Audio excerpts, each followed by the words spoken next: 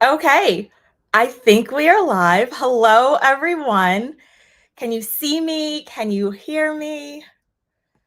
I see Danita, Sarah, Lynn, Robin, Mac. Okay, familiar name. You were at the live last time. Jennifer B.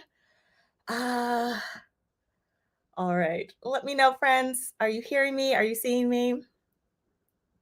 Okay, awesome. Good to know, friends. So on the screen, go ahead and drop your city and one word or your state and one word to describe the weather, what it's doing for you right now. So for me here in Maryland, like the weather is kind of crazy. It's starting to get cold here, but it doesn't want to like quite commit just yet.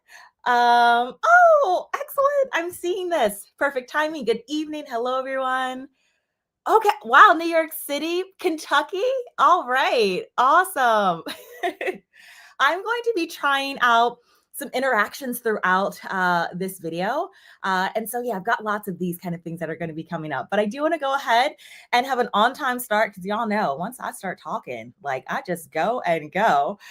So tonight we are talking about winter wellness, but it's not going to be the way that commercials show it. We're going to do it my favorite way, which is from the kitchen, not from the medicine aisle. So when you walk down that medicine aisle, you're actually not shopping like for a particular brand. You're shopping for chemistry, right? You're looking for molecules that calm inflammation, coat a sore throat, open your sinuses, help you rest, and loosen up the gunk in your chest. So with that being shared, I want to go ahead and we're Griffin, Georgia. All right, we have Illinois in the house. Where else? Pennsylvania, my neighbor. England. All right, Arkansas. Okay, all right.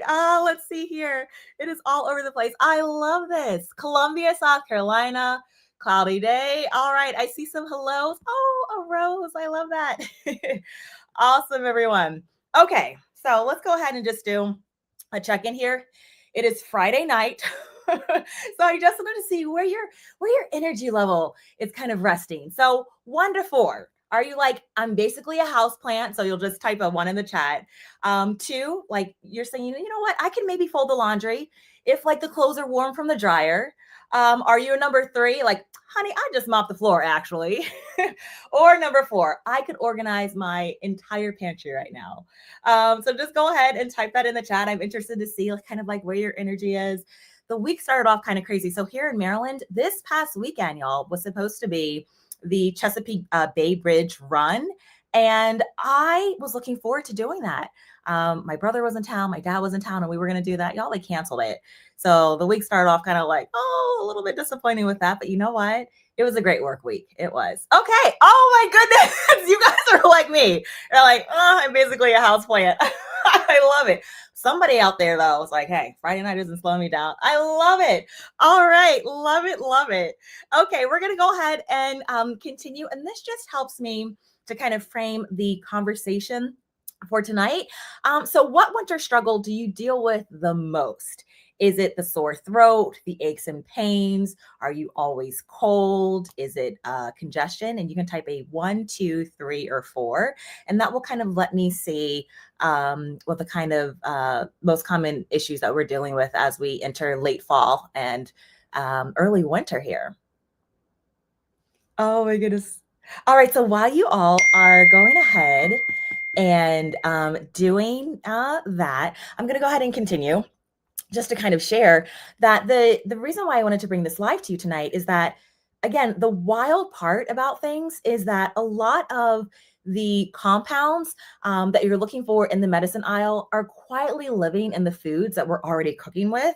Things like garlic, onion, ginger, turmeric, honey, citrus, herbs, vinegar, right? Our great grandparents were over there healing their colds with soups and steams and syrups long before there was a nighttime severe cherry blast flavor at the store.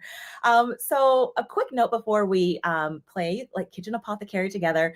I'm not your doctor. I am not an herbalist. I am a home cook. I'm a frugal girly, and I'm a woman who really likes to know what's in her food.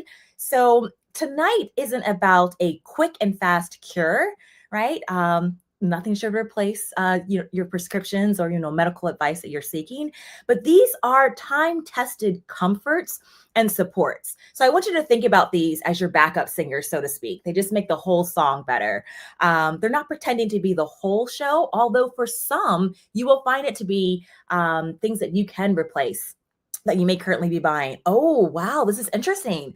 So a lot of folks here, about half, sore throat, and then the other half here are dealing with aches and pains and congestion. Yeah, for sure. Okay, all right. So far we don't have always cold. I know sometimes with circulation issues, that's one for folks. All right, so another check-in. This just helps me to kind of calibrate our conversation for tonight. What remedy intrigues you the most? So these are going to be the 7 remedies that we're going to quickly make tonight. Yeah, 7 in about an hour, because they are just that quick, which is why I want to show you that you can absolutely do them. So tonight we are making honey garlic, onion syrup, a sage gargle, golden milk. I have a twist for the golden milk that you're going to like. Fire cider and Parsnip Kvass. I know, if you haven't heard of it, just wait till you see it. Okay, so you're just going to go ahead and type that in the YouTube chat. But I think that right now this is important now more than ever, because have you looked at the prices lately in the medicine aisle? I mean, it is just crazy, right? So those tiny little wellness shots, they are $4 or $5 a pop, right? Elderberry syrup, $18 for a bottle. Cold medicines, 7, 8, 9, almost $10, even for the generic brands. And even when you purchase those, you're getting things like dyes, preservatives, artificial sweeteners, and then a paragraph of different side effects, right? So you're paying for packaging and convenience, right? Not magic, and oftentimes suppressing those symptoms rather than getting to root cause. So what we're doing tonight is taking money right back out of that aisle and putting it into your grocery budget. And here's what I love about these recipes. You already know every single ingredient that I'm going to talk about tonight. And a lot of you probably already have these in your kitchen. You're not locking them away in a sick day bin. These are foods that you're actually going to cook with, and they play double duty, right? Like medicine when you need it, but then also flavor when you don't. And I also want to highlight that because you really have this versatility in your kitchen. Okay, my eyes are a little bit diverted because I have my camera here, and then I also have my laptop that is here. And so, the golden milk, 100% of people? No way. Okay, you're gonna love how I do the golden milk then, because it's super simple. And it's okay, I'm not gonna give too much away. Don't get ahead of yourself, Cass. Okay, good to know. Good to know. All right, I already shared this slide. That's here. Okay, now here's where we're just sharing just some emojis in general in terms of, hey, when it comes to winter wellness, here's kind of like how I'm feeling about trying these recipes tonight. So go ahead, you can share an emoji that's there in the chat. That'd be super fun. Again, I wanted to, it looks like a lot of you are already kind of gravitating very quickly to the format that's here. So we're gonna keep these slides going. So to keep us grounded and to make things memorable, I have grouped everything kind of like, I was thinking about this like the medicine aisle, but it's going to be the, do you see this little like, cha-cha? I love that one. This is where just like, I'm ready for this. Okay. Sorry. Let me like stick to the outline for tonight. I love that. I have not seen that emoji in a very long time. Okay. So I'm imagining that tonight that we are walking down the medicine aisle. And so tonight we are covering things like sore throat support, cough and chest crud, inflammation and aches. And even sometimes like what I will get, since I work in a school, is, I might be coming down with something, right? So things that you can take, that kind of feeling, digestive drama or post-holiday reset, and then cold body comfort. So this is our bonus. And it's so good because I have a little thing that you can do for that. So from the first minute, you can already be thinking, yep, like that's the one that my household is always going to need. Okay, I just also want to say that I just want you to know that I actually use all of these. If you are not new to the channel, these are all recipes that I have shared for years now. I share them with my family and my neighborhood. Yeah, my neighborhood. So my neighbors will not make these, but when they're really down, I'll get a text from their spouse saying, Cassandra, do you have some of that stuff? Or like, here's the other thing too. So my husband is my unofficial like test subject. And he is not into like naturally like crunchy remedies by default, right? Like I am. But let that man get the sniffle. And he's like, babe, do we have some of that fire cider? Can you pour me some? Which I always keep year round. And I'm like, look at you, voluntary requesting fermented aromatics like a grown adult. I love it because it works, right? So like, that's how I know that these things work. So if the husband seal of approval means anything to you, like, these pass. So before we jump in, I do want to shout out someone really special who is behind the scenes tonight. It's Marissa. Y'all have seen her here before, and you know that I get very hands-on when I teach. I'm chopping, I'm stirring, I'm pouring, I'm trying not to like spill things on myself, and keeping up with the chat at the same time can sometimes just be a little like, so Marissa is actually here. She is at the dining room table right now. She may walk over just to like say hey. So she's running things in the back end tonight. She's pulling your comments and putting them on the screen. She's keeping things running smoothly, and she's making sure that this feels like a cozy night in the kitchen rather than a chaotic sprint. So Marissa was actually a teacher that I mentored at my school last year. She's no longer there, but we keep in touch because she's becoming a farm girl too, y'all. And she has fallen head over heels in love with this community. So please just drop her a thank you, Marissa, in the chat, because she truly makes it possible for me to show up fully and be able to like do this demo. I also do want to share that recipe cards will be popping up on the screen that you can screenshot. And so, yeah, let's go ahead and start with fermented honey garlic. And I just have things set up in bins over here. And so these are the ingredients for fermented honey. Now, this one is super simple, takes just minutes to make, right? Your two main characters for this recipe are going to be garlic and, surprise, surprise, honey. Now, you absolutely can use whatever kind of garlic that you prefer. And so, actually, fermented, whatever kind of honey that you prefer. But I am actually using, some of y'all may recognize this brand. So this is garlic that is from Aldi, right? And I love this because it's already peeled. I've already shown you this before. Yes, you can peel a whole head of garlic, you know, if you're channeling your pioneer woman. But I'm using peeled garlic because I love like tradition and efficiency. And here's how I think about it. So fresh garlic, if you peel it yourself, it's kind of like a whole fruit. Bagged garlic is kind of like pre-cut fruit. I do want to make sure that I know the difference. Whole is always better, a little better, but pre-cut will still absolutely nourish your body. Absolutely.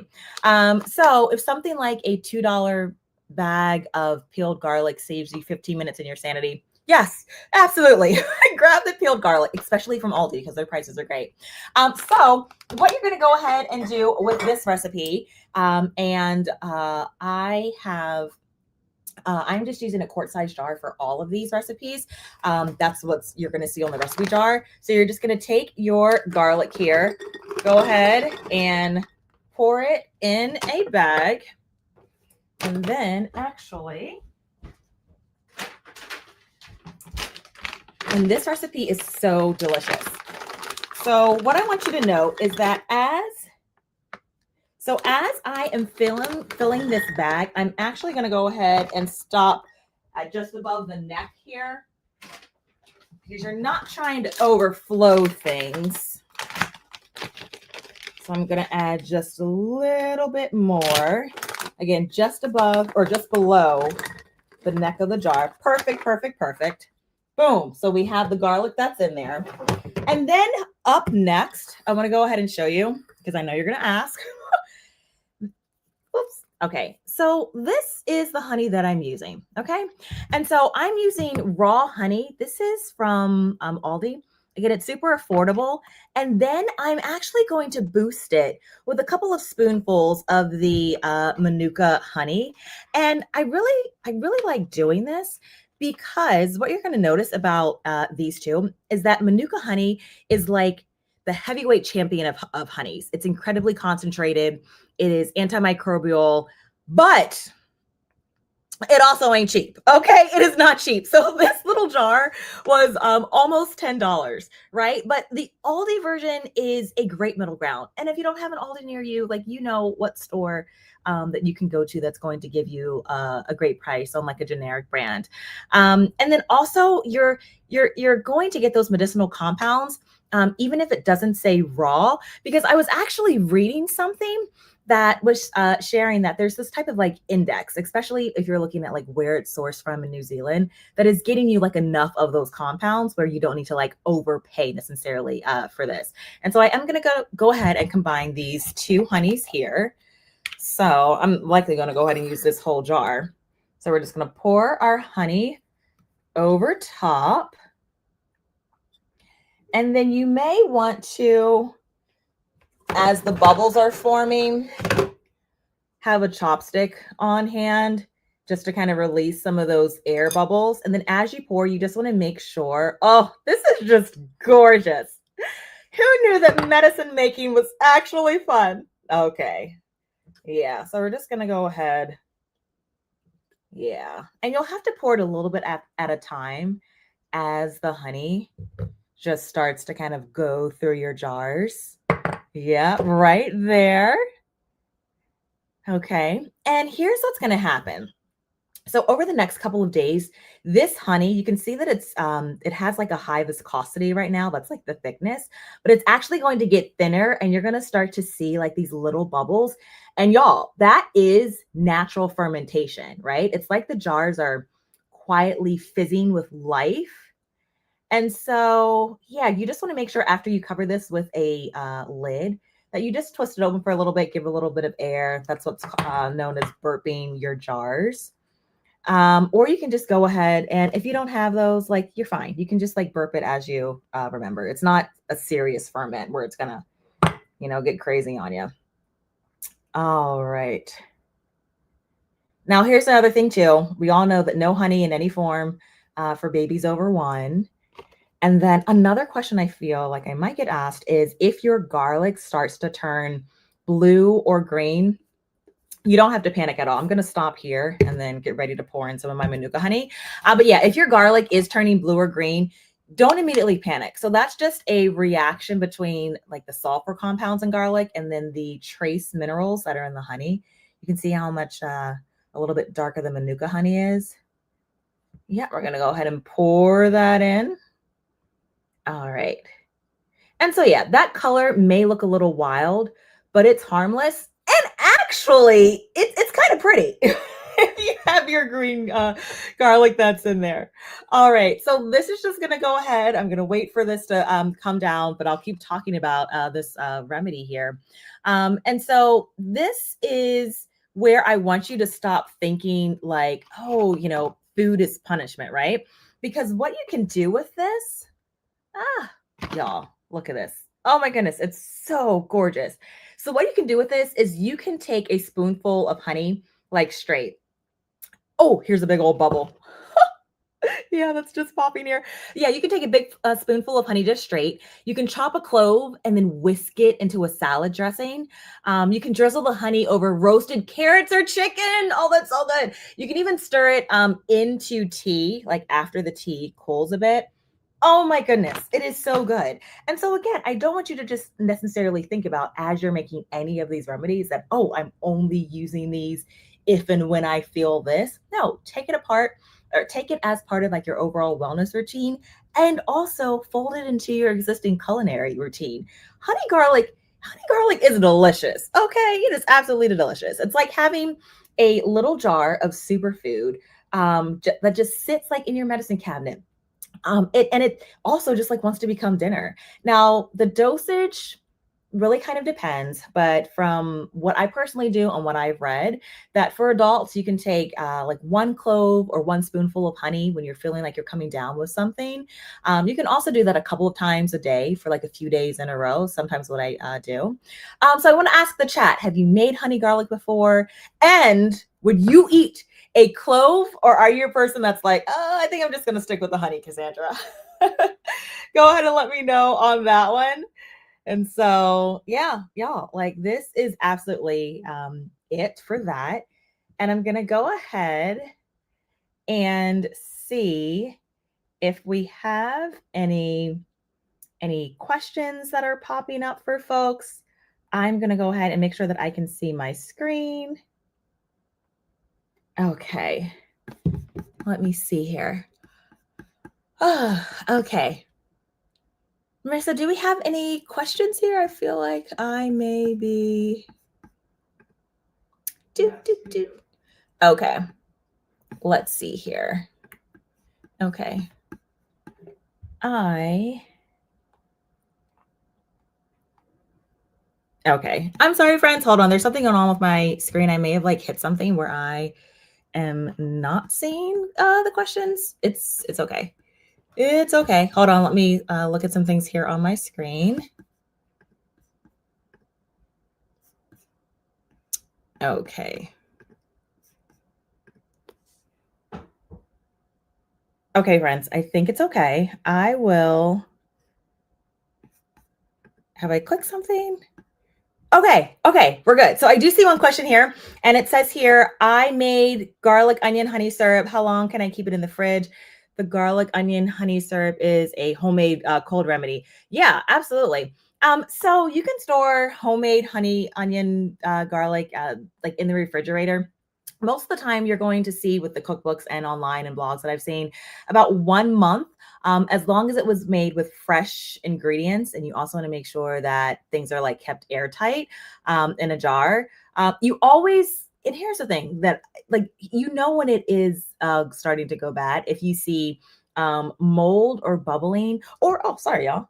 Let me go ahead and, yeah, you can't see me. Or like any type of off smell, right? So like the best way to absolutely know is to like use these sensors, right? Like use your eyes, use your sense of smell, see if you're noticing any mold. Yeah, I have kept mine longer than that. I have personally been able to keep mine longer than that, like even like on my counter, and it's still fine. So I think it depends on things like, like how warm or cold you're keeping your house. Again, the freshness of the ingredients. Is it absolutely, airtight? That kind of thing. I often don't keep, most of the time I'm making it like a half-gallon jar size too, but it's not really lasting around my house more than like a month and a half. Because it's so good. you're gonna want this like you're all the time just for regular cooking.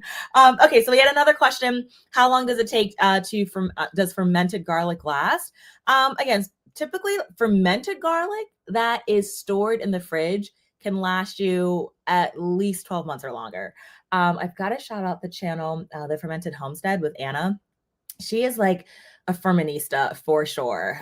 She actually has her own fermentation company. She's done like so awesome. But yeah, as long as it stays submerged in brine, and again, doesn't show any signs of spoilage, your ferments will absolutely let you know, like when they're starting to like spoil or if something is off. So if you ever see mold or like a bad smell or a slimy texture, absolutely discard it. So yeah, those are the things I would absolutely note. How long does honey and garlic last before it goes bad? Again, I would say about a month in the fridge, because the garlic is actually adding moisture. And that's the thing over time to kind of look out for. Yeah, look at how our garlic has like already settled to the bottom. Yeah, like this ferment is so easy. But yeah, so that's the thing that you want to look out for. But it can last several months, or up to a year if it just smells right, looks right, and doesn't grow mold. And definitely like people I have seen not only on blogs but other like channels, yeah, that it does absolutely last that long. Okay, so where do you want to store honey garlic syrup that's homemade? Yeah, in a clean, like airtight jar, right? You can keep it in the refrigerator, or if you have a cooler spot, that's in your home. Yeah, just make sure that you're keeping it cold. And then sometimes I just like to like move the jar, like, stir it, and then toss it if it shows any signs of mold. Okay, awesome. So I'm going to go ahead and we're going to keep things moving. And I do want to go ahead and share with you. Let's try this. Okay, so y'all, don't be intimidated by these questions. Do not at all. So fermented honey garlic naturally bubbles because, is it one, the garlic is trying to escape? Two, the honey is secretly carbonated?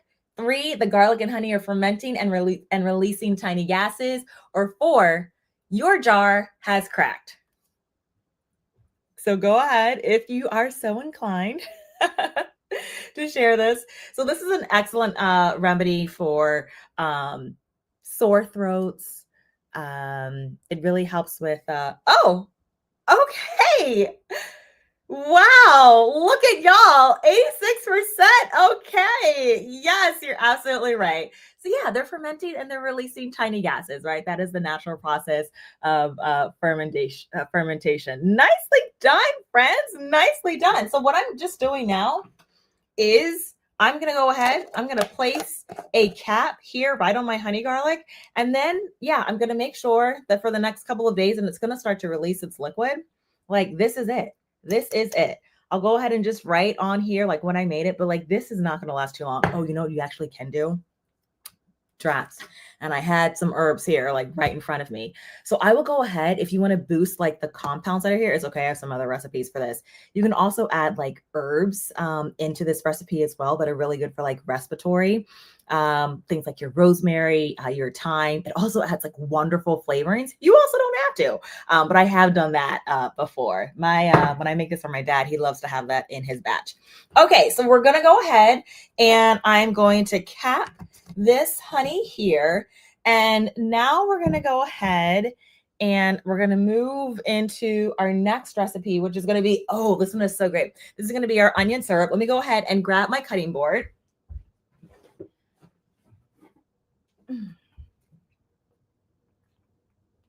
Okay, I have my cutting board that's right here. And oops, let me get my sharp knife. Hold on.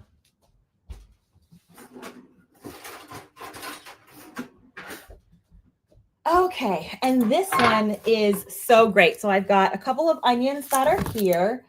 I also have my quart size mason jar, and we're going to go ahead and make sure that you see the recipe that is on the screen. And this one it's an onion cough syrup, y'all. Again, cough syrup prices, they're so crazy. They're so crazy. Like, they're like $10 and up for a bottle now, like even for generic. And so it's like, my goodness, can you even afford to be sick? I digress a little bit, but this one is onion syrup or onion cough medicine is so old fashioned that this should show up with like a little shawl on, y'all, right? So like if honey garlic is like, you know, something that we're using that's like quick and like flashy and fun and like, oh, it's culinary, y'all, like onion garlic is over here like, look, I was here before you, youngin. And so what's happening here, and I am continuing to use the honey that I've already opened, but you can absolutely also use sugar for this recipe. And you can use white sugar, you can use brown sugar, but basically what's happening is that the honey, or if you're using sugar, acts like a magnet, and it pulls the liquid that's out of the honey. And then the liquid, so what's here in your onion, it's full of these compounds that are known of like sulfur, and sulfur helps to thin mucus and to calm your chest. So I'm going to go ahead and start to slice my onions.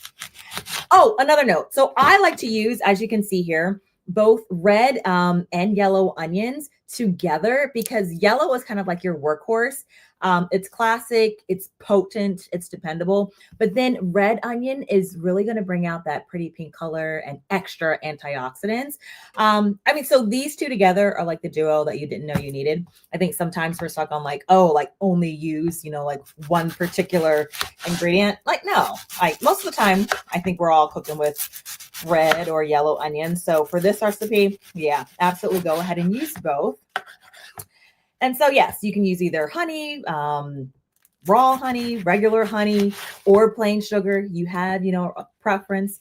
What the honey is doing is it brings its own soothing antimicrobial benefits, and it really helps to coat your throat. Now, sugar doesn't have all of those extras, but again, don't worry about it. Use what you have, because it is all about drawing out the sulfur compounds that are here in your onion. Woo, oh my goodness. Okay. So if you're making this for a baby that's like under one, this is not something, again, that you're going to go ahead and give them. But as you slice your onions, we're just going to go ahead and put them here in our jar. All right. Put this here. And I'm just going to go ahead and now a thing to stop you from crying with your onions. I'm tough, y'all. I do this all the time. You can put them in the refrigerator. if you're someone who isn't used to like cutting up your onions. So I'm going to put in my purple onion here, and we're going to go ahead. Oh, nope. Hold on. Sorry, friends. Okay, we're back. And we're going to go ahead and we're going to pour in our honey. All right, I think I am going to actually need my other bottle here, and that's fine. That's fine. Okay. Okay. So as we pour this in, you're going to leave the onions in the jar for about 6 to 8 weeks. It can be even longer than that, right? You just want to make sure that they stay submerged under the honey. And then I just pour off whatever I need. The honey really is going to preserve them beautifully. I've also used brown sugar. Oh, I have a jar actually that's in my dining room where I used brown sugar. But again, Aldi actually has their bottles of honey, at least at mine. They're 30 cents off their normal price. Where is my extra honey? Okay, here it is. Yeah. So this is also the time of year where like I'm stocking up on my honey. All right. So adults, I would say you can take like 1 spoonful every few hours whenever your cough starts to get a little bothersome. And even if you don't love spoonfuls of like syrup on your own, you can stir this into either warm, not boiling water, and you can maybe like drink it like that. So now I'm going to go ahead and just slice up my yellow onion. You can use it as a base for broth. Like since it's a little bit sweet and savory, but it's still going to give you like that onion flavor that's there. But y'all, you know me, I love my onions. I love my garlic. You can even drizzle this over like roasted vegetables. Oh, it's so good. Like the work is already done there for you. And actually now, y'all, what I'm going to go ahead and do is I'm going to go ahead and take some of my herbs, which I will go ahead and strain. I'm going to add a little bit of thyme. Oh my goodness. This is going to taste so delicious. It's going to taste so delicious. Yeah, I'm going to add a bit of, I cut back a lot of my sage. It's starting to get really cool, but I still have a little bit of that. So I'm going to add some sage that's here. I'll save that because I want to save this for a little something else. I still have a little bit of rosemary that's hanging on. So I'm going to add some rosemary to this for some additional compounds. And now I'm going to go ahead and layer in my yellow onion here. See, y'all, we've already made 2 remedies that are here. Oh, this is awesome. Awesome, awesome. And this is medicine that to me actually tastes really, really good. Really good. And again, it's costing like pennies to make, right? Okay, so let me go ahead, finish adding these. And then I think I can probably cut a little bit more of a red onion. Let's pour the rest of our honey over top. Okay. So I have a question for you guys. Who remembers grandma, auntie making something like this, y'all? All right. So with that, I'm going to go ahead. Oh, I think you can see I have another question that I'm going to go ahead and pull up here on the screen. Okay. So here it is. Here's my question to you. Why does onion cough syrup actually work? And you're just going to go ahead and type your answer in the chat, a 1, 2, 3, or 4. Is it 1, because onions release compounds that thin mucus? Or is it 2, onions make you cry so the cold leaves your body? 3, because grandma said so. Or 4, it tricks your brain with the flavor. Go ahead and add your response to the chat. Wow. Y'all, I'm just thinking about the taste here. You know that saying, let food be thy medicine and medicine be your food? This is it. This is it. We've got some Manuka honey that's here. And boom. All right. Oh my goodness. Yes, absolutely. 100%. Look at the farm girls here on the channel. I love it. I love it. I love it. Yes, you've got it. You've got it, friends. Wow. Okay. So with that being said, let me go ahead and see if I can see any questions that are here in the chat. Okay. All right. So I do see a question here, and it says sugar and honey act as an antibacterial, right? Yes, yes, yes. So sugar and honey, they are moisture sucking powerhouses, right? So they make it really tough for any bacteria to survive. And honey even brings its own natural antibacterial enzymes to the party, anyways. So, yes, absolutely. Thank you. Another question here says, does the onion cough syrup need to be refrigerated? Yes. Yeah, ideally, or kept very cool.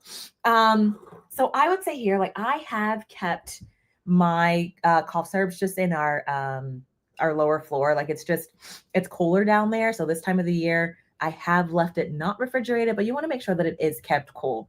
Or yes, it can also be refrigerated because the onions are releasing so much of that moisture, they can start to spoil if they're like in a very warm space, right? Like I'm not going to store them here on my countertops where like they're next to the stove and all that stuff. So yeah, definitely keep them someplace cool and sealed. Now, do you eat the onions and homemade onions in a cough syrup? Yeah, yes, I do. Others will, but you do not have to, right? Because actually the magic is really in if you're using it to kind of like coat a sore throat, it's in the actual syrup that the onions are releasing, right? So what most folks are going to do, they're just going to strain the onions and take the liquid. But if you want that extra cook, yeah, like these onions are absolutely edible. And I will go ahead like sometimes and just like if I'm making pork chops or chicken, because they do kind of like mellow out too while they're here in the syrup. And I'll just like place them on some chicken, right? It looks a little fancy. It tastes great. You know, they have this nice crunch, really good flavor because they're sweet. So yeah, that one's totally optional, totally up to you. Good question. All right. So I'm going to top this with just a little bit more honey there. And then I'm going to place my lid over top. 2 recipes already done. Oh, yes, just like that. All right, friends. Okay, so let me go ahead and I am going to move to our next recipe. Just let me create a little bit of space here, y'all. All right, let me move this over here. And all right. So the next question. Okay. So yes. So now we're gonna go ahead and make our sage. Where did I put that bin? Okay, right here. Our sage gargle, y'all.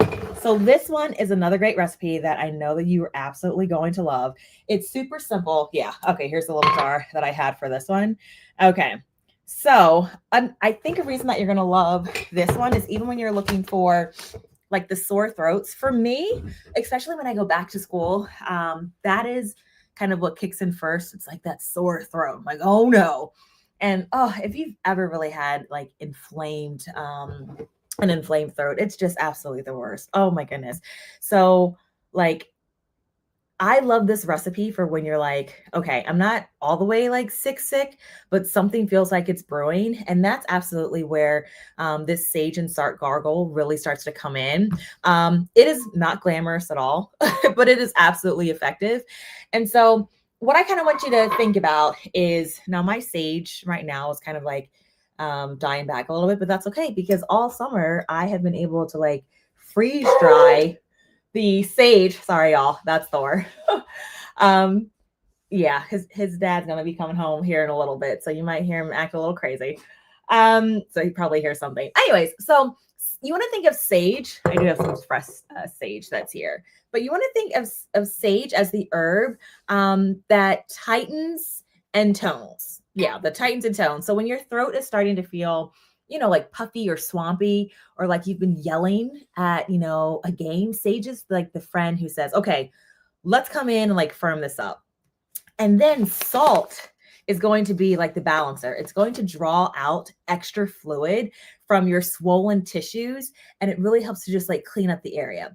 So what you're going to go ahead and do is I am actually going to go ahead and use my dried sage, just because it will be shelf stable a little bit longer rather than my fresh. And so I'm going to take, y'all, look at how beautiful the freeze dried sage is. Man, like I love it. The freeze dryer has been excellent for the taste and color of of a lot of herbs, because I used to use my dehydrator, and I still absolutely do. But y'all, like, look at this. That is wonderful. So this is fresh. This is freeze dried. But what we're going to go ahead and do is we're just going to take a jar here. You can go ahead and put this in the blender, or you can just like, if you're like me and it's dried, I'm just going to crumple it really quickly, right? It's not that serious.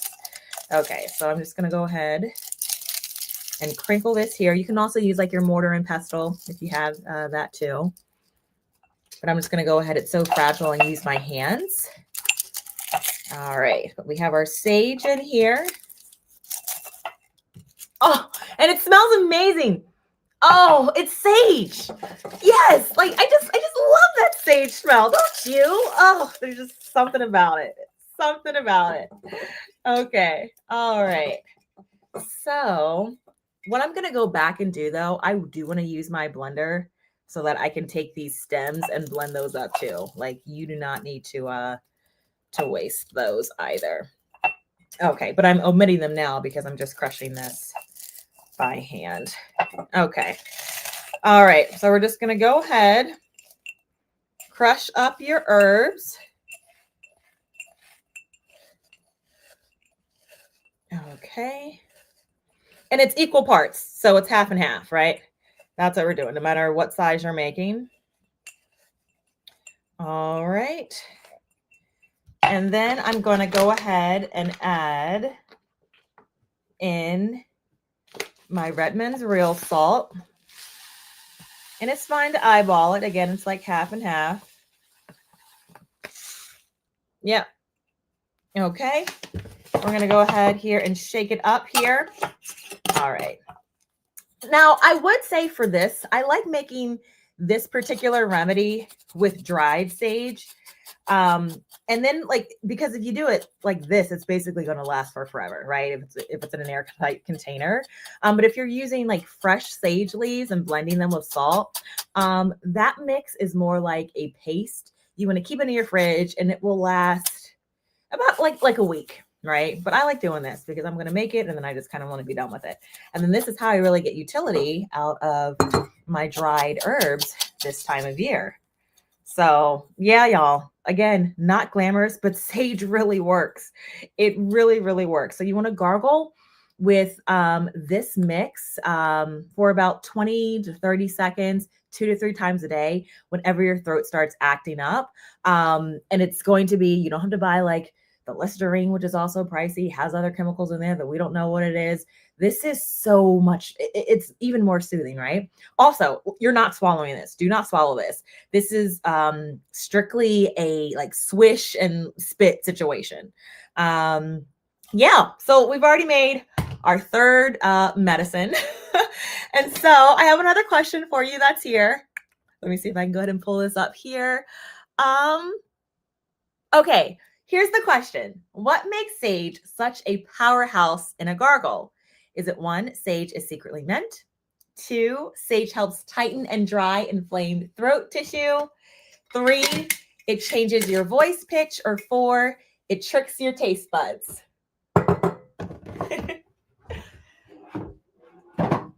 All right, while you're answering that, I will go ahead and get us ready for the next recipe here. Okay. Let me wipe my countertops down. Wash my hands.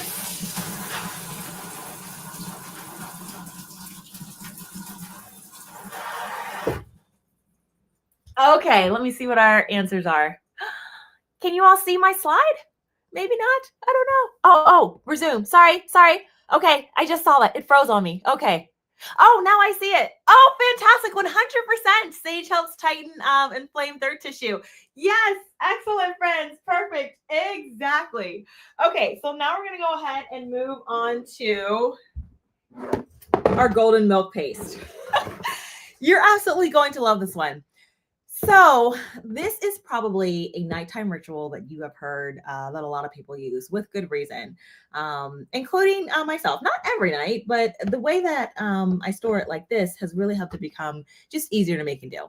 So what we're basically doing is we are going to take ginger, and we're also going to take some turmeric. You can use fresh if you have that. And we're going to mix it with some cinnamon, some cardamom, which I have down here in my little drawer here. I might need to grab her a little bit later, but yeah, you want to make sure that you're adding cardamom. And then absolutely anytime you have turmeric, you want to make sure that you have black pepper. And then you're going to add a little bit of fat. So you can use either with this recipe, or you can use unrefined coconut oil. And we are going to make this into a paste. Yeah, I think we're going to go ahead and use this one.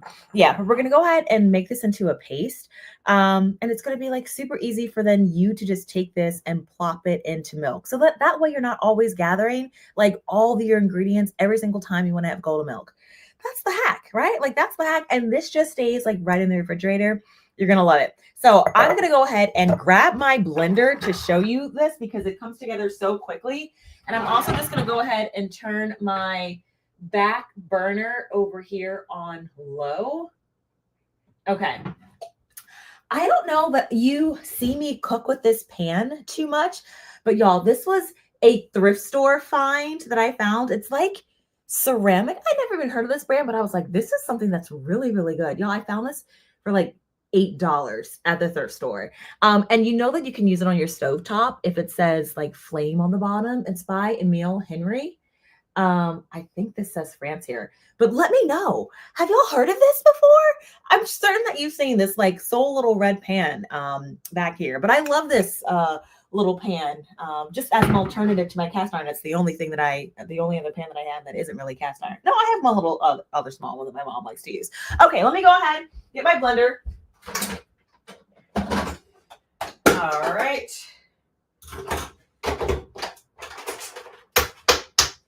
Okay, so we're going to go ahead and bring this over. All right. So we're going to blend these dry spices into a blender first because it's going to make them like silky smooth and even. So first up, we have some turmeric here. And I know that personally, yeah, I had to bring up my bigger one from downstairs because this one here, that's all I do, y'all, right? I just refill up my little spices here. All right, so we're going to add our turmeric. And I'm going to need a little bit more. So I'm going to get this. Let me put this over here. Okay. All right. And then after our turmeric, we're going to go ahead and add our ginger. So I'm dropping in that. You can use fresh or dried. And then I am not scared of ginger, y'all. I am not.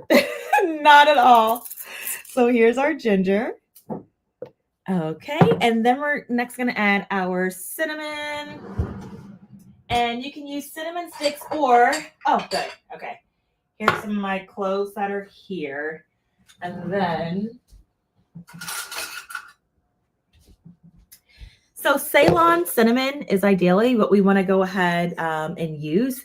This is the cinnamon that has more of the medicinal properties in it. So I'm going to go ahead and pour that in. It's not as sweet as I think it's called the Casein, like what we're most used to using. So I've dropped some of that in. All right. Next, my cardamom. Okay. All right. Okay. So again, the turmeric, I'm not sure that I mentioned, but the turmeric in this recipe is here for its anti-inflammatory like superpower, right? Which is this property that's called curcumin.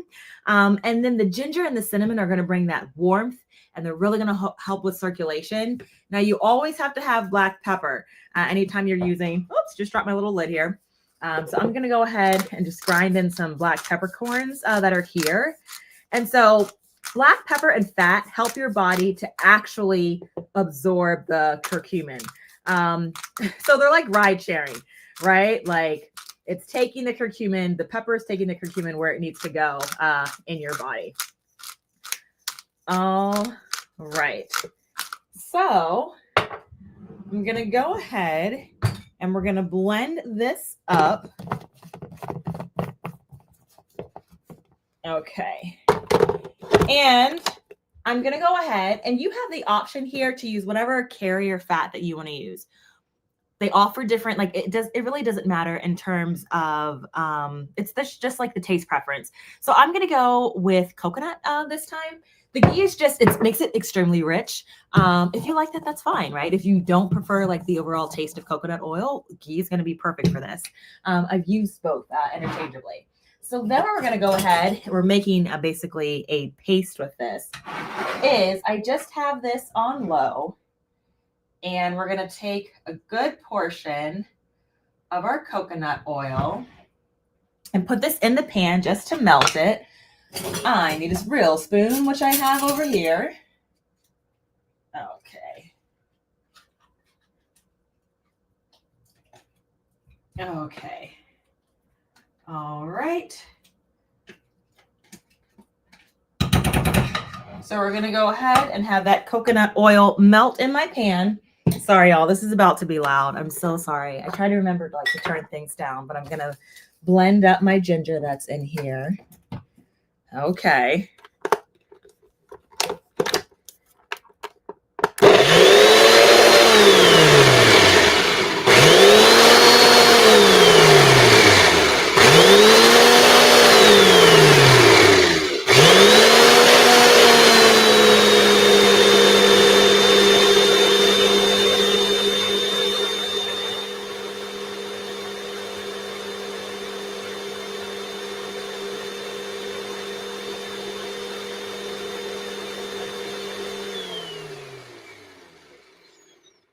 Okay, that is perfect. You can use all drying spices as well if that makes it easier, or if that's what you already have. Absolutely. But again, I've got so much ginger. I've got ginger bugs going. I've got kombucha going, y'all. So I just already had some fresh ginger on hand. I wish I could pick you up, but like you are connected to this outlet right here. So I can't move you. But I'm now just taking the melted or the melting coconut. And I'm adding our mixture here to the pan. All right. And we're going to go ahead. What did I do with my spoon? What did I just had it. Oh, okay. I found it. Close call. Got it. Okay. So now we're going to go ahead and mix this together until it forms a paste.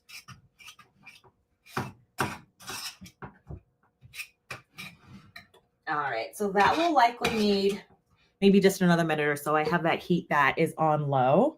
Yeah, so you're just going to make it into a paste. And then we're just going to tuck that into the jar. I need to get ready to move this big honking blender. Move this here. Okay. Oh, okay, that gives me some more real estate. But yeah, after this melts here in the next minute or two, we're going to add it to a jar. We're going to place a lid up over top.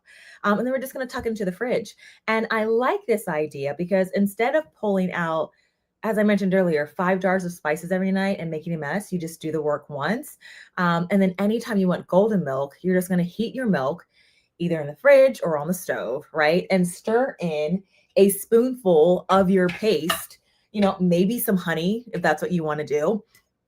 And it could actually be, I always like to say, I especially have to tell this to my dad, there are 2 reasons that you eat: for taste and nutrition. And so look, this is where you can fold in some of the honeys, the medicinal honeys that we already have. It could also be regular honey, right? Doesn't always have to be that way, but you can start to see how you're stacking your nutrients in that way. Oh my goodness, this just is smelling so amazing over here.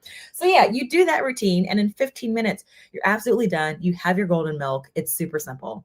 So in terms of shelf life, this will last for about like 2 weeks, 2.5 weeks. You always want to use a clean spoon when you go in to like take a spoonful or two, or however, whatever you like, how much you like in your milk.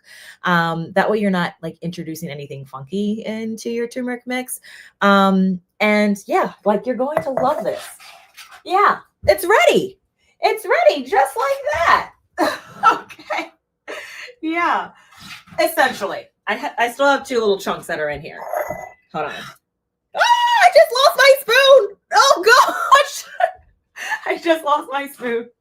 Hold on, y'all. All right, can't edit that out. Okay. All right. Hold on. Okay. There we go. All right. It's okay. I have plenty of clean spoons that are already over here. All right. Oh yeah. What was I doing? Okay. Yeah. So here is our paste, right? Here's our golden milk. Just right here. It's perfect. So I'm going to go ahead and we're going to pour this into the jar.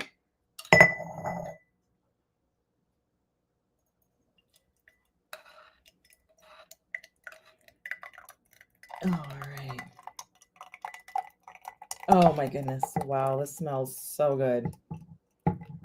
Smells so good. Yeah. Yep. And that is turmeric milk on easy mode. All right. So now I have this. We're going to go ahead. It's not all the way hot, but I can go ahead and put this in the fridge. Okay. So y'all, we are just like rocking and rolling tonight. Like, are we not? So let's go ahead. I wonder if you can still see the screen here. Okay. So here's my question. Here you are. All right, now you can see me. So here's my question. And you're just type it into the chat. Why do so many golden milk recipes include black pepper? Is it 1, it makes the drink spicy? 2, pepper helps your body absorb turmeric's active compounds? 3, tradition? Or 4, it keeps the paste from separating? Go ahead and... Okay, all right. This screen is a little bit different on my side. I can't actually see... Huh. Okay, so it's showing me that 7 people have the correct answer. I don't know. Maybe we'll see.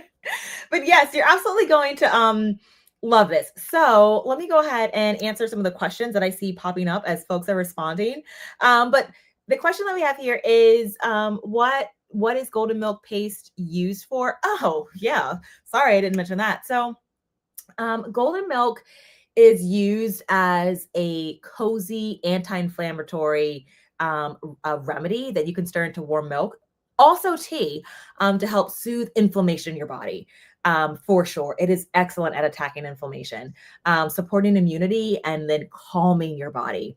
So lots of people will take it for joint pain, for colds, and for better sleep. Again, it just has that soothing property, which is why a lot of people are pairing it kind of like around nighttime when you're really just looking for your body to start to relax, and overall wellness. Yes, and they've just turned it into like a beverage form. Yeah, for sure. Sorry I didn't make that clear up front, y'all. Another question that I'm seeing here in the chat is, when making golden milk paste, can you use a milk alternative? Oh, yeah, absolutely. Yeah. So if milk isn't your thing, you can use coconut milk, you can use almond milk, whatever milk is your thing. Cashew milk, right? Like they all work beautifully, and will still give you that comforting turmeric powder goodness. And actually, like sometimes you can actually take this and I'll stir it into like rice. It's really good. Like if you're already used to like that turmeric flavor, or sometimes even just take like a spoonful of this. Like these are things like it tastes good. Like it's turmeric, it's coconut oil. You don't need a whole lot of it, but yes, you want to consistently take, like these are not like, oh, one and done. kind of recipes, they build up like over time. So over a pattern of weeks, yeah, you're really going to start to notice a difference. So like joints, aches and pains, tightness, turmeric is amazing for inflammation. Don't go out and like buy turmeric pills. Either make your own or you want to do a remedy like this for sure. Absolutely. Good questions. Okay, friends. So we're going to go ahead because we are like knocking these remedies all the way out. And next up, a classic one. So I'm going to go ahead. I got to clear some room here. And we are going to make, actually, I should have you guess. Actually, I can't even. Do you see some of the ingredients here? We have apple cider vinegar with the mother. We have some garlic, lemon, more garlic that's here. Ginger that's here. We have turmeric. Okay, all right. A couple of people I could tell are like, oh, I know what that is. We're making fire cider. Yes. So if you share that, that is exactly what we are making. And I'm telling you, this tonic has like big boss energy. I always like currently right now, I already have fire cider that's in my fridge because I'm never without fire cider. And I do use some core ingredients, but also like you can really swing this in so many different directions. So don't get hung up on having all the things or leaving out a thing or two. It's fine.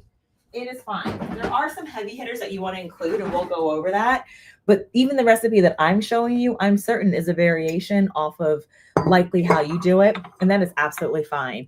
So what we're going to go ahead, actually, since I just omitted that, you may be wondering like, what is fire cider? So for starters, it's not a precise like lab formula. It is a folk recipe, and everyone's going to make it a little bit differently. You're basically building a powerhouse team in a jar, right? Everything in here is either pungent, spicy, bright, or aromatic. And so first off, you're going to have your onions and your garlic. So yeah, we have our onions and garlic that's here.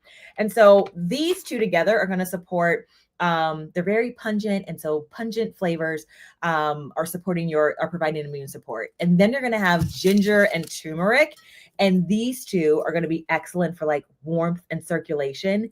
And then we're going to have hot peppers. So I have here my jalapeno peppers that are here for circulation and heat.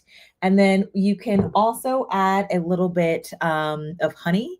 Honey a little bit later on, but herbs here. They've been sitting here like the whole night. I almost forgot about them. But we're adding things like herbs like rosemary and thyme. If you still have those on hand, they can be fresh or dried. And then we're also going to add a twist. So this time of year, you'll see people adding things like citrus. So like, yeah, you absolutely want to make sure that you're using something like lemon because they're providing a lot of vitamin C, and also oranges, but oranges really aren't in season until like December through March. And that's where you're going to like start to see them at a much better price than you're seeing them now. But you know what you are going to start to find on sale for like 99 cents a bag this time of year?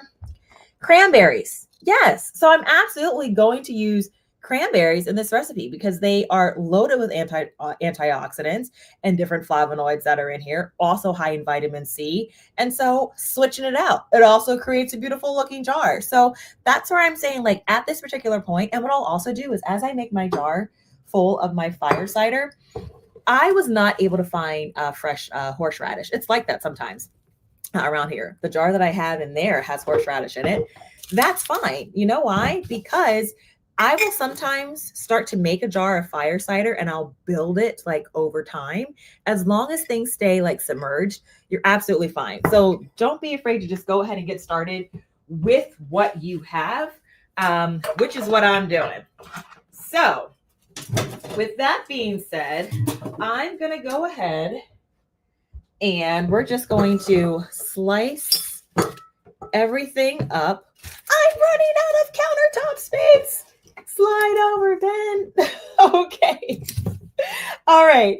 So I'm going to go ahead and add some of the onion here. Oh, But before I go ahead and do this first. So a note about the horseradish. Yeah, I don't always see it in stores, but I will go ahead and I'll just add it to some of my jars a little bit later.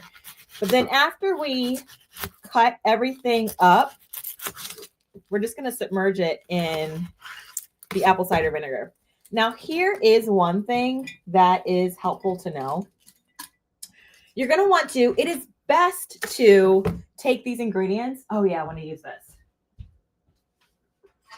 The smaller, I haven't always done it like this, but the smaller, ideally, you can cut up everything, the better, because you're increasing the surface area exposure as it's extracting in the vinegar. And so to do that, just go ahead and like put things in a blender. So yeah, you don't have to. I've just cut things up by hand, but I just wanted to go ahead and pass that along. All right. Okay. Yep. There's Mr. You might hear Mr. Thor coming on in.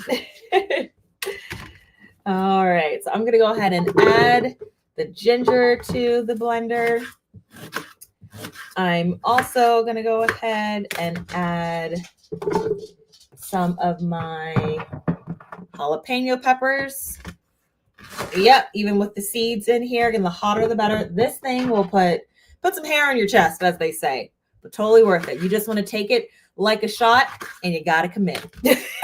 You've got to commit. You don't want to hesitate with this one. So I am using I'm probably going to make at least like a half of this jar right now, but I think that's 6 peppers that are in there. I also have a bit of fresh turmeric here. Yeah, fresh turmeric here. I'm going to add that to the blender. And yeah, so I'm going to add these and then I'm just going to pulse. Oh, my garlic. I'm going to add that to the jar. And the rest of these cloves. And then I'm going to add an assortment of herbs in here. So I have thyme, I have sage, and I have rosemary. All right. And yeah, that's what I'm using so far. So let's go ahead and blend this part up now. Blender. Oh yeah, I moved it back over here. Oh, I'm also going to add my cinnamon sticks. My whole cinnamon sticks to this. Yeah, I like to do that as well. All right, sorry, it's going to be loud, friends. It's going to be loud. Dude, where's my lid? Where's my lid? Did I get it out? I thought I did. Hold on. Okay, right over here. I just left it. All right. Okay, we're just going to pulse it a little bit. Wow, perfect. And now I'm just going to toss in, look at these gorgeous cranberries. Can you see them? Yep, there we go. All right. Woo! Oh, man. Okay.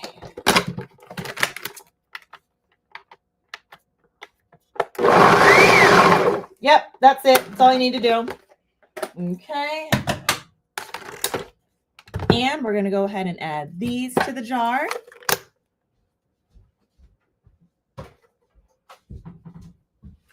I mean, this is going to be one of the most pretty fire ciders that you ever did see. All right, let me go ahead and use my funnel for this. And I'm just going to pour everything in. Hold on, friends.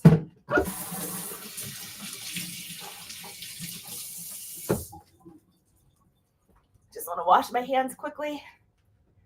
Okay. All right, so now we're going to pour all of this in.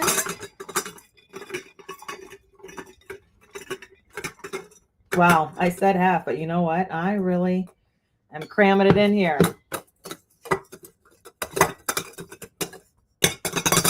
And here's the thing again that I really love about seasonal shopping is that it is giving you, right? It's such a great way to extract the nutrients that nature's giving us anyway at this time of year, right? Wow. Oh, yeah. Wow. That is a pretty jar. Yeah. Oh, I'm so super excited about that.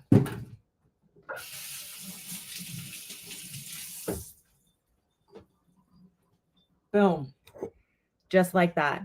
Just like that. So let's go ahead and pour over our apple cider vinegar. Again, you want to make sure that you have this with the mother. Now, this is going to sit for 4 to 6 weeks, like just on the counter in a cabinet.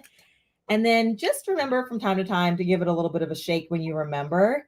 Then you're going to strain it, sweeten it with honey when if you want, and then store the finished tonic in the fridge. It will keep for at least a year. At least a year. And yes, I have done that because there was one year where I made like 3 of these. And we were having a pretty healthy year.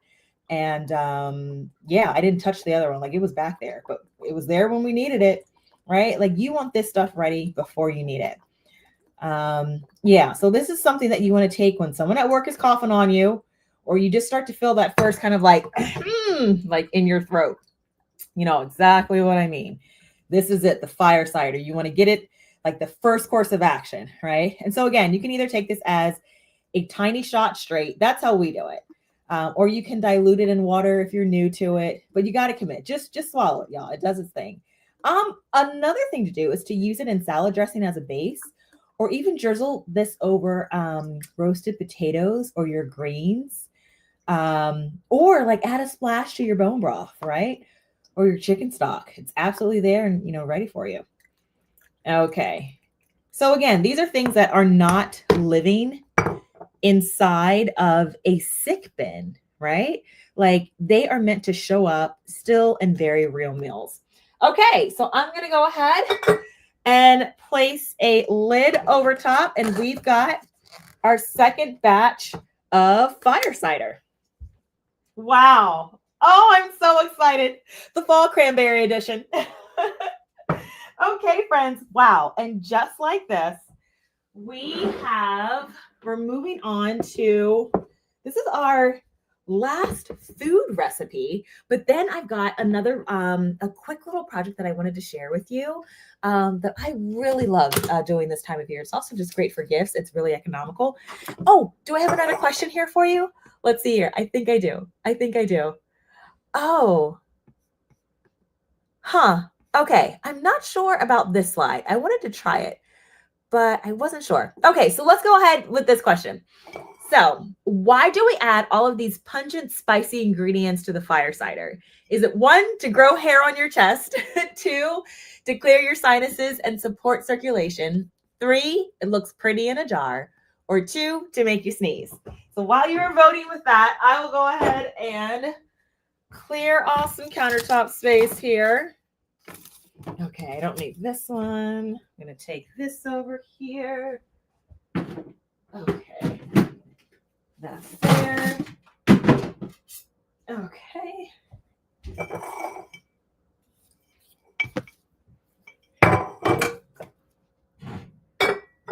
Okay, friends. All right, friends. So so this fire cider is great to clear your sinuses and support circulation. So you're going to love that recipe. Okay, next up, and this is what I wanted to go ahead and actually surprise you with a little bit. So I think that this is like an underdog, really. And what we're about to make here now is, let me go ahead and show you, because you might not see these all the time, or you might see them and just like overlook them. So these are parsnips, and we're going to make a parsnip kvass. Now, most people have heard of beet kvass, and beet kvass is wonderful, right? It is absolutely wonderful. But let's be honest, she is very loud, right? She tastes like, some people would say like the earth is yelling at you. And it's just maybe more of an acquired taste. I do not mind it at all. But you might have to grow into it. However, beet kvass or parsnip kvass is like the beet kvass's softer, sweeter cousin. She is gentle, lightly sweet. And it's kind of like, the best way I could describe it is like a minerally lemonade. Yeah. I think that's where like I settled on like the taste, right? Which is doable. So we're just going to take a couple of parsnips and we are going to chop them, and we're going to fill a quart-sized jar just about halfway. So, oh my goodness. Did I have any questions about I'll come back to that. I'm so sorry, friends. Here I am like trying to like move along as quickly as possible. Okay, I will come back for the questions on the apple cider vinegar. So we're just going to take, again, our parsnips, and yeah, you want to just chop them up. These are also great as like a keto-friendly like mashed potato alternative. They're so good. They're really, really good that way. Okay, I actually had made those for my family one time, and they were like, oh, yeah, this is really good. Oh, my goodness. And I just love the way that parsnips smell, y'all. Okay. Okay, so I'm taking my jar here, filling it up about halfway. All right. Okay.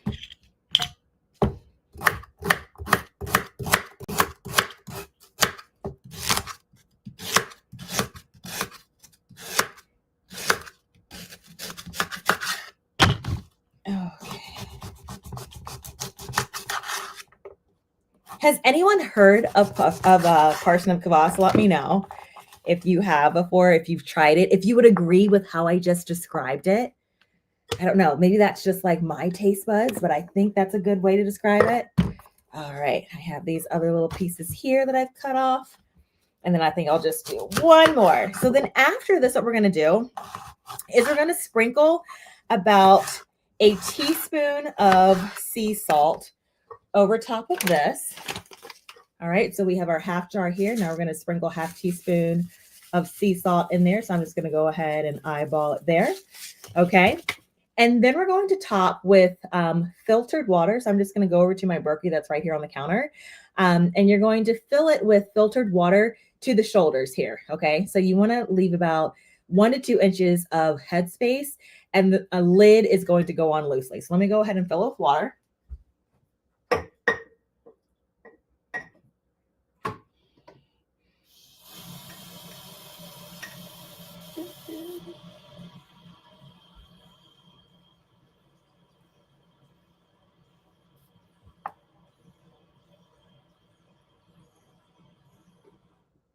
Okay. Okay. All right. So we filled things with water, and let me move my cutting board here out of the way. So this is what we're looking like. And we're going to place a lid over top. Oh, I need another lid. All good. Oh, sorry. I know. My lids are crazy. All right. So that sound is okay. All right. So I'm going to go ahead. I just have a fermentation lid. For this, it doesn't necessarily need to have one, but all of my lids, I am fermenting everything all over the house. So the lids are kind of like what I have here, but we're just going to go ahead and place a lid over top. And here's what's going to go ahead and happen. So as it ferments over 3 to 5 days, you're going to start to notice that the taste is going to become a little bit tangy. And what you then have here is this probiotic drink that is absolutely wonderful for digestion and mineral support. I am having a blank on, it's like Element or something. Is that the name of it? Or like all these other, electrolyte and mineral rich drinks that you're buying that are not cheap. It's this, y'all, right? And this time of year, you're going to find your parsnips, or at least like I am, around $1, $1.29 per pound. You cannot beat that, right? And again, like parsnips are also wonderful to eat and to drink.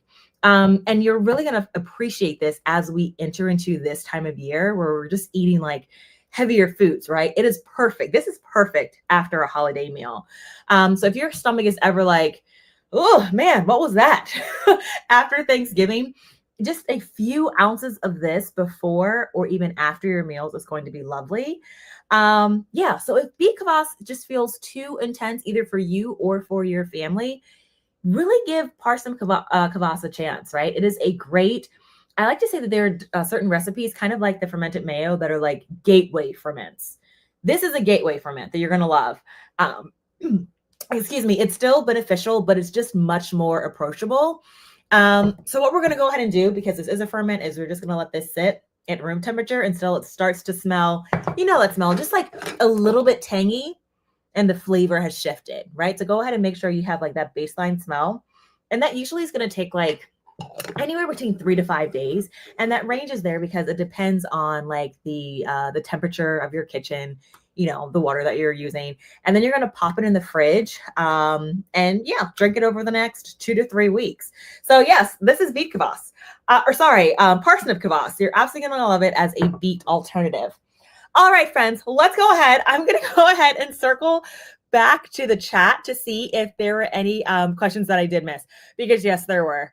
Okay, so for the fire cider, do you have to use jalapeno in the fire cider? Oh, no, you don't have to use jalapeno in the homemade fire cider. It's just for that extra like heat and circulation support. You can totally skip it. Or you can even swap in milder or hotter peppers, depending on, the kick that you want. Does the fire cider hurt your tummy? Oh, good question. I would say this. It can bother your tummy, especially if you are sensitive to vinegar or spicy ingredients. But many people will tolerate it just fine when taken in small amounts. And that's what you're doing here with fire cider, very small amounts. So we just use like the little shot glasses. It's that amount. It's never like more than that, spaced out perhaps over like, morning, maybe again in the afternoon, and again, after dinner, if you're starting to feel sick, but it's not a high dose. And if it is too fiery, just dilute it with water or take a smaller dose.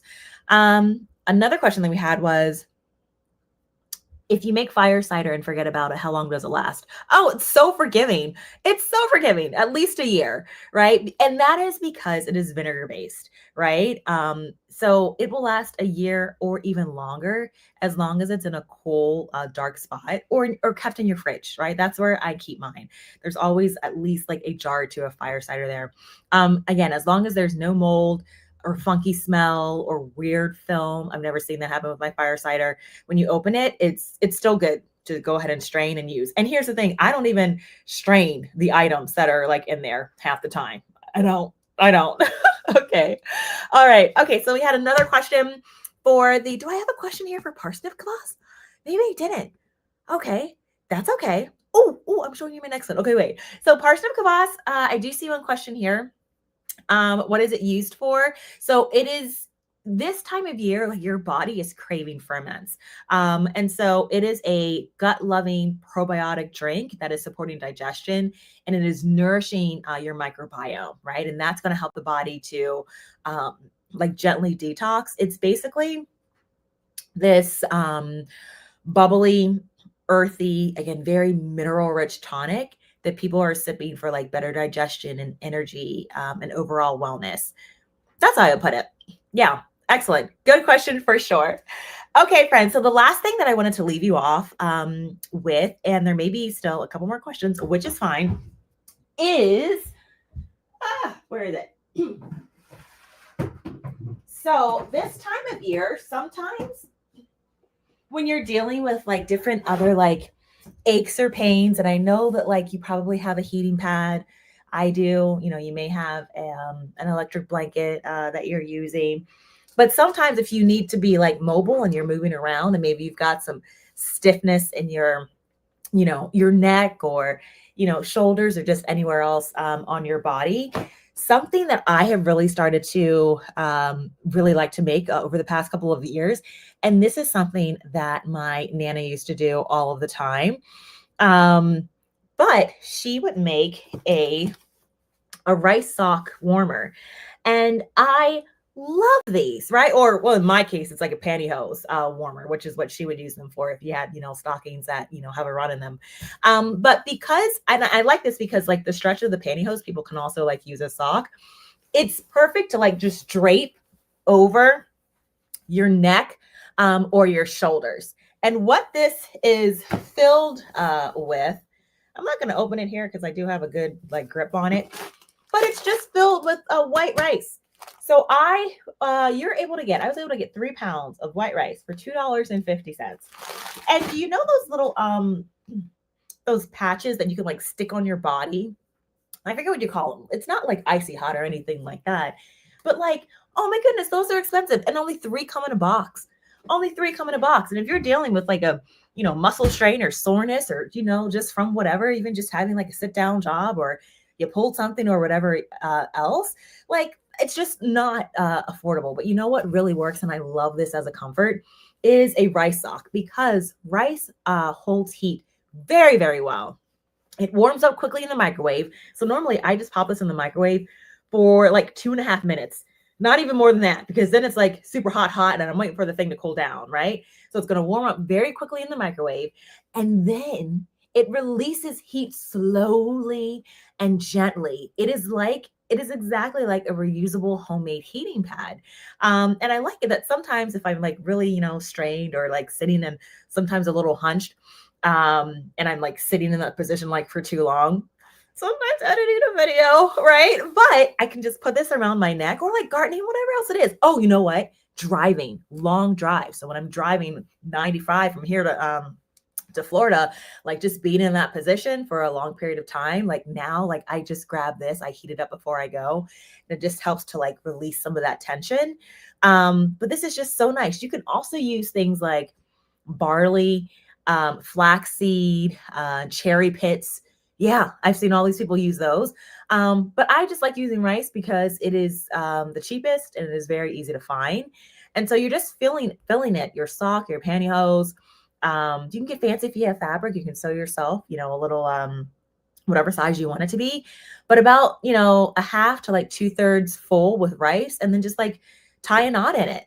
Yeah, it just works wonderfully. Microwave it for, like I said, a minute and a half to start, and then always set the temperature or always test the temperature on the inside of your wrist before using, especially if you're, maybe using this of like littles for any reason. But these are great, y'all. Let me know in the chat if you have tried these before, because I just love these. Again, it's great for neck and shoulders after a long day, for cramps, right? For your chest when you're just feeling congested, right? You can just like put it underneath of your clothes, or your feet. When you crawl into bed in winter, I'll just like put this at the bottom, right? It's so nice. Like right before I'm getting ready to go into bed, I just love it. And so, yeah, you can't beat it. I've also seen where people give these as gifts if you can find like pretty little holiday socks and stuff like that. So I just had to go ahead and share that along. But okay, friends, today or tonight was a lot of cozy kitchen medicine.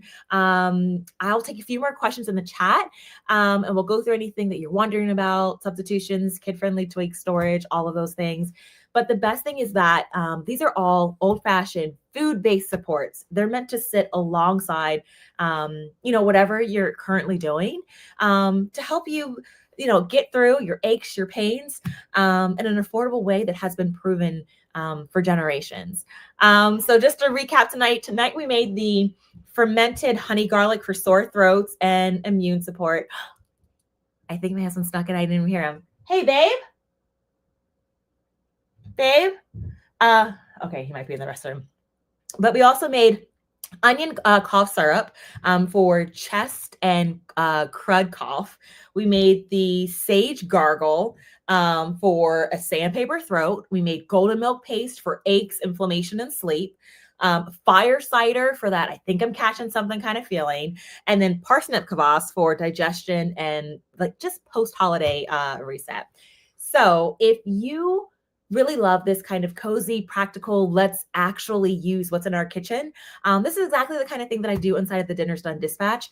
It's just more, it's more than, dinner. So not only are you going to find the meal sequences there, but we also have cook-alongs, teach-alongs where it's live Zoom call. You're looking into my kitchen. I'm also looking into your kitchen, and we're learning together as a community. So we bash cook, we do the live sessions, and we just build out of our pantry so you're not panicking every day at 5 p.m.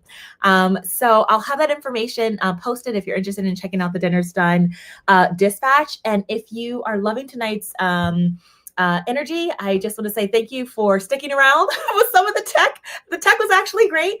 Thank you for my being here and for spending your evening with me instead of in the pharmacy aisle. So yeah, go ahead, grab yourself some water, make one of these remedies, tuck this knowledge in your back pocket for any time something starts feeling a little off with you. I hope this was helpful. I'm going to go ahead and check the questions again to see if there are any other ones. Okay. Let's see here. Do you strain out the sage before the gargle? Yes. Yeah. Yeah. Well, yes, because you're not, well, you could, right? You're not swallowing it. But yes, you can actually take here's what I will do. So, yeah, you can just like take one of these and strain it if you wanted to. But yeah, after you have like the warm water, the infused sage water, yeah, not the leaves themselves, or you could just spit into a trash can. Okay, how do you use the Parsnip Kvass? Yeah, so you're just gonna drink it like any other probiotic tonic, right? So speaking of that, I have here, like I said, on my lid. So I have a ginger bug here. She is almost ready. You know it's ready when your ginger starts to float to the top. But again, there's so many different easy wellness remedies that are here. I have several jars of kombucha. Here's just one. You all are going to see this video soon. But yeah, these are just all of the tonics that I'm taking all of the time. And for the past couple of years, the worst that I've got is I might spike a fever, but then it's usually gone within like a couple of hours because I think of these remedies that I just stay on top of, y'all. It's amazing. There are some teachers that are sick all the time in my building. I get it, right? Like I'm in a school building, right? So there's always something going around. But I really do see that I have fortified my immune system by using these kind of remedies. Okay, so if there aren't any other questions, I'm going to go ahead and let y'all go. It's been an hour and a half. I think I scheduled this for an hour, but I'm so glad that you joined me here tonight, friends. I'll see you in my kitchen or garden soon. Take care, friends.